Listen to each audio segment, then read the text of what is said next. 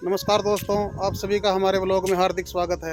आज हम आए हुए हैं हांसी के किले को देखने के लिए, जो कि राजपूत शासकों के द्वारा बनवाया गया था और जिसे आज के टाइम में पृथ्वीराज चौहान का किला भी कहा जाता था। चलिए आज देखते हैं इस किले को आज ये किस हालात के अंदर है। और मेरे साथ मेरा भाई दयानंद आया हुआ है। चलिए अब देखते हैं इस किले को।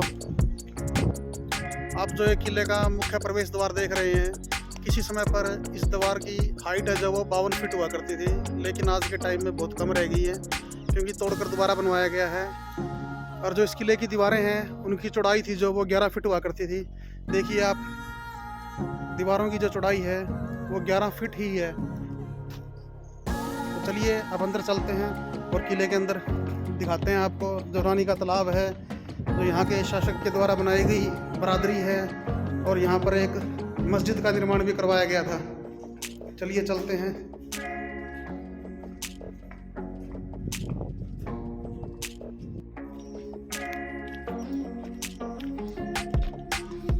ये राजा के द्वारा बनाई गई बरादरी जो उस टाइम के अंदर राजा की जेल हुआ करती थी। चलिए आपको अंदर भी दिखाते हैं।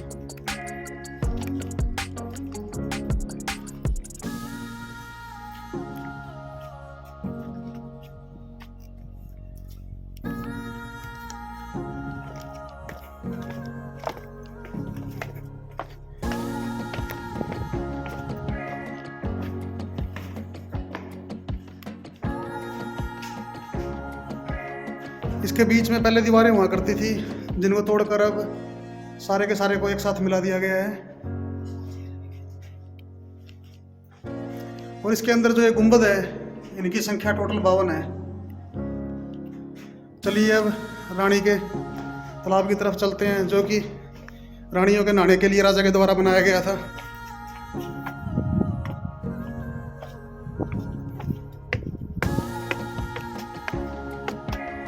जेल से बाहर आते ही जो आपको सामने दिख रहा है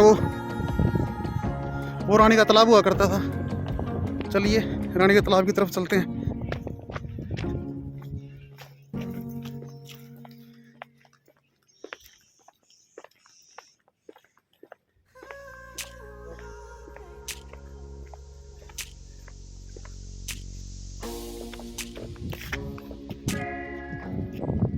दोस्तों जो आप देख रहे हैं, ये रानी का उस टाइम पे तालाब हुआ करता था।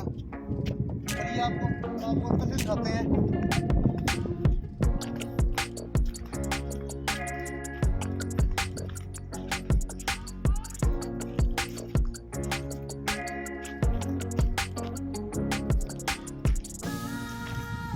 जो आप सामने देख रहे हैं, ये रानी का तालाब है।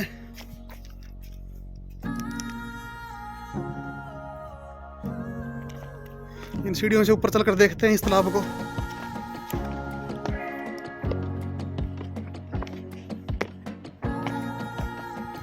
अंदर आते ही पहले तो इस तरह की सुरंग देखने को मिलेगी।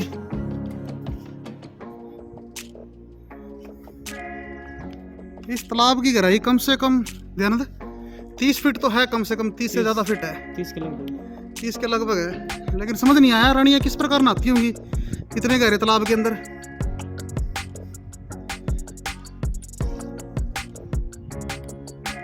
और इस तरह की जो दीवारें हैं साइड डैम को, वो सारे तालाब के चारों ओर बनाई गई है। चलिए अब आपको मंदिर परिसर के अंदर बनी हुई एक दरगाह दिखाते हैं, जो कि 1192 में पृथ्वीराज चौहान के युद्ध में हार जाने के बाद बनाई गई थी। वो सामने देख रहे हैं आप, वो दरगाह और वो मस्जिद 1192 में पृथ्वीराज चौहान के मोहम्मद गौरी से हारने के बाद बनाई गई थी। चलिए अब उस दरगाह की तरफ चलते हैं।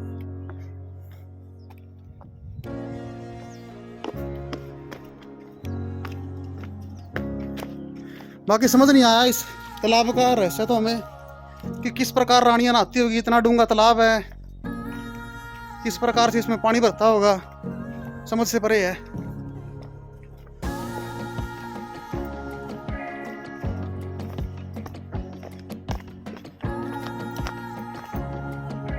ये सामने दिखाई दे रही है आपको, ये मस्जिद 1192 में जब पृथ्वीराज चौहान हार गया और झांसी के ऊपर मुगलों का शासन हो गया, उसके बाद यहाँ पे मस्जिद का निर्माण करवाया गया था मुगलों के द्वारा। दिखाते हैं आपको मस्जिद।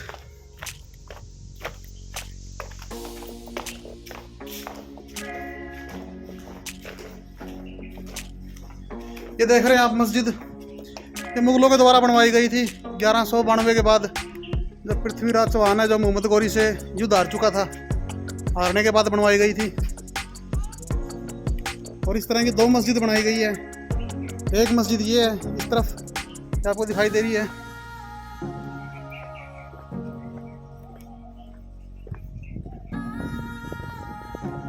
एक ये है, इसका अंदर जाने का रास्ता तो परली तरफ से है।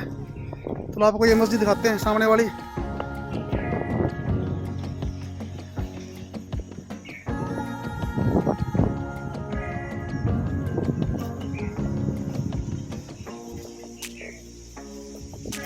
निकाला भी, ध्यान में जूते निकाल दे। मस्जिद में चलते हैं, आपको दिखाते हैं मस्जिद अंदर से।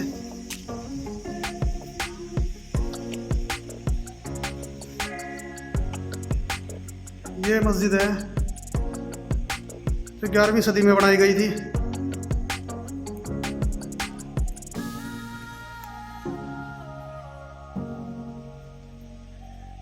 आज के टाइम में भी सही कंडीशन में है,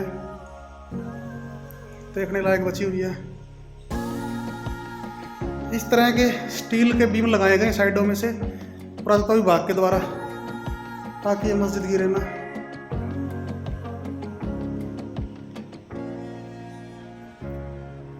बीम के सारे खड़ी है।